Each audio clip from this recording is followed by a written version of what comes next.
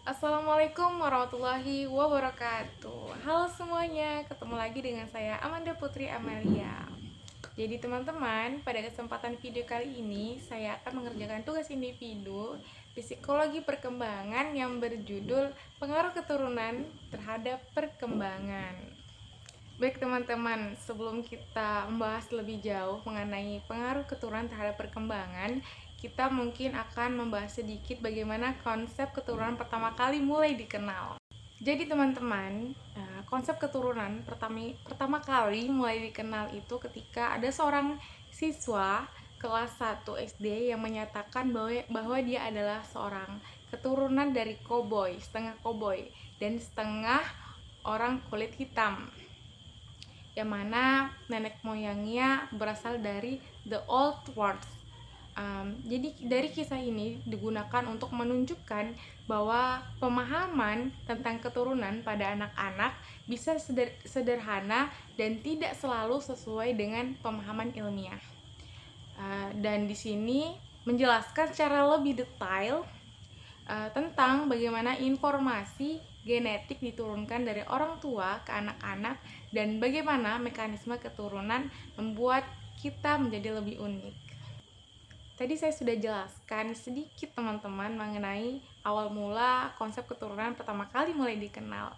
Sekarang kita lanjut bagaimana informasi genetik diturunkan dari orang tua ke anak-anak dan bagaimana mekanisme keturunan membuat kita menjadi unik. Di buku ini teman-teman dijelaskan tentang bagaimana informasi genetik diturunkan dari orang tua ke anak-anak dan bagaimana mekanisme keturunan membuat kita menjadi unik. Ada beberapa poin penting yang dibahas, diantaranya adalah mekanisme penularan keturunan. Dijelaskan tentang mana proses pembuahan, pembentukan zigot, peran kromosom dan gen dalam perkembangan manusia. Yang kedua adalah keunikan keturunan.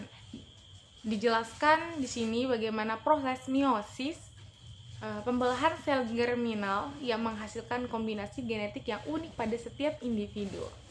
Yang ketiga adalah ekspresi gen. Di sini diulas 4 pola utama ekspresi genetik, teman-teman.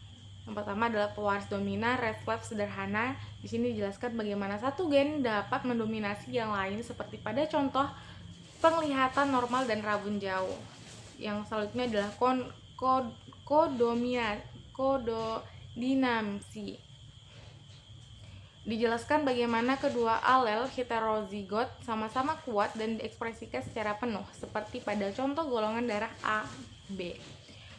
Yang selanjutnya adalah pewaris terkait jenis kelamin. Jelaskan bagaimana sifat-sifat tertentu ditentukan oleh gen yang terletak pada kromosom kelamin seperti pada contoh buta warna, merah, dan hijau. Yang terakhir adalah pewaris poligenik,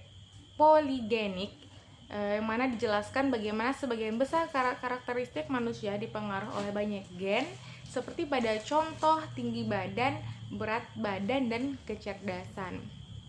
Pada bagian yang tadi saya jelaskan teman-teman, itu memberikan dasar pemahaman tentang genetika dan bagaimana gen mempengaruhi perkembangan manusia.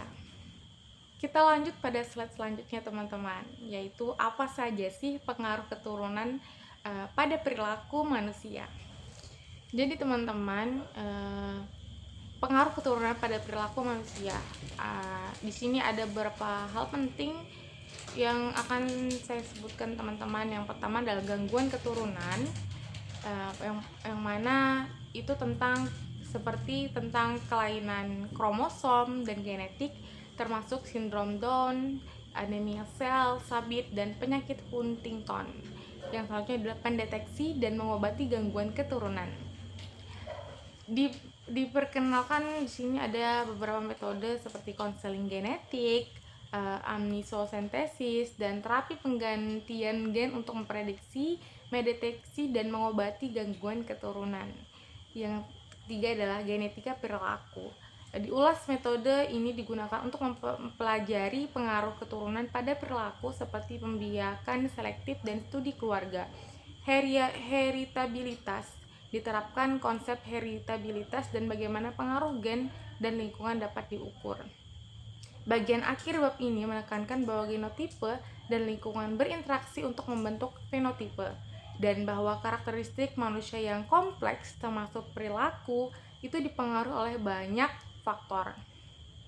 Jadi, secara keseluruhan dari penjelasan tadi ini memberikan pemahaman yang lebih luas tentang bagaimana keturunan dan lingkungan itu bekerja sama dalam bentuk perkembangan manusia, termasuk aspek fisik dan perilaku. Baik teman-teman, dari penjelasan tadi kita langsung tarik kesimpulannya aja ya. Jadi kesimpulannya bahwa genotipe dan lingkungan berinteraksi untuk membentuk fenotipe, dan bahwa karakteristik manusia yang kompleks termasuk perilaku itu contohnya seperti termasuk perilaku itu dipengaruhi oleh banyak faktor teman-teman.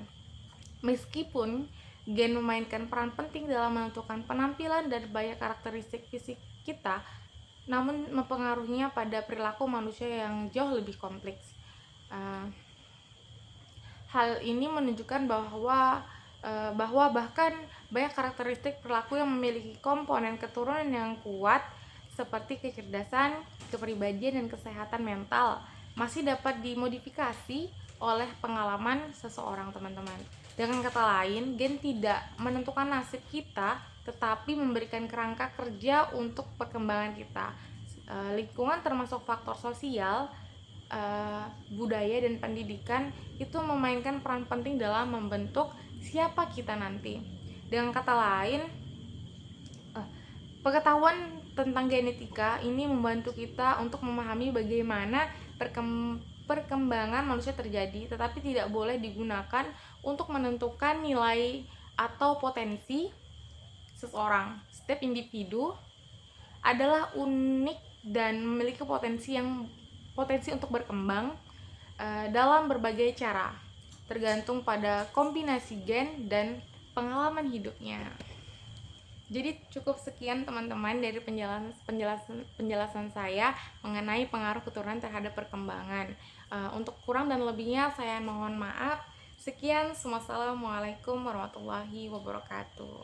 Sampai berjumpa di video selanjutnya teman-teman.